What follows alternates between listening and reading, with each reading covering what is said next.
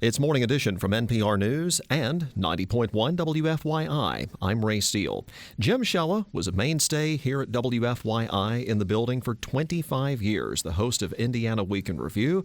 Also covered politics extensively for Wish TV. He's not exactly retired completely from the media world, but he is getting a big honor this month as one of the newest inductees into the Indiana Journalism Hall of Fame. And Jim Shella is here with us to spend some time back at WFYI. It's good to see you, Jim. Good to see you, Ray. Nice to be here. You didn't get into this business probably to say, I'm going to be in the Hall of Fame one day. So where did it begin for Jim Shella? Because I don't know a lot about your background outside of the 12 years that I've been in Indianapolis here.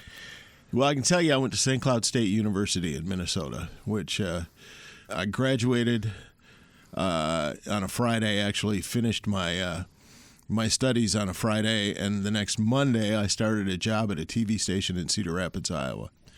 And I spent 4 years in Cedar Rapids trying to figure out what I wanted to do. I did some photography, some editing. I produced some newscasts, did some reporting, and also was there when they first started doing live remote broadcasting.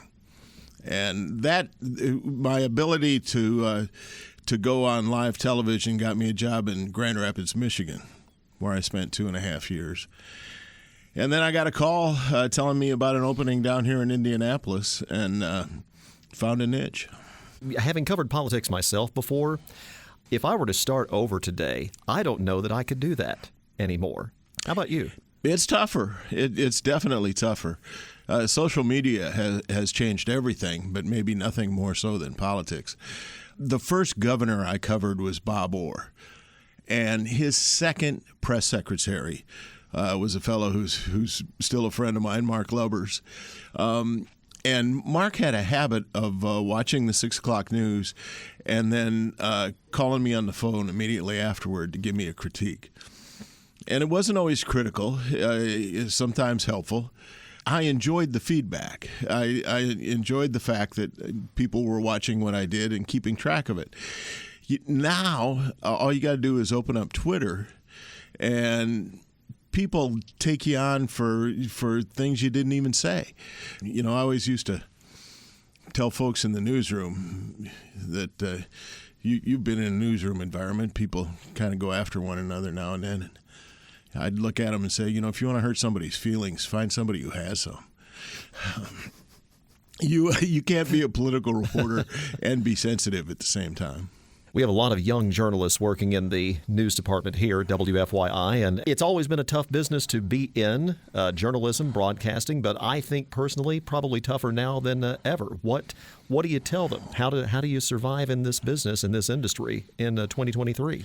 Well, I think a lack of perspective might be good for a young journalist. You don't tell them how good it used to be.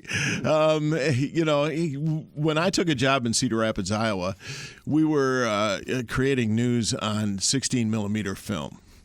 I carried a camera that must have weighed 40 pounds, and you had a shoulder brace, and you had a separate unit where you operated the audio.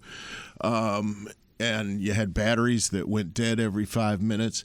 And now you got little electronic cameras that you pull a chip out of, put a chip in a computer. I mean, we had to wait an hour for the film to process. If you asked those kids to go out now and try to do what we had to do then, they'd think you were crazy.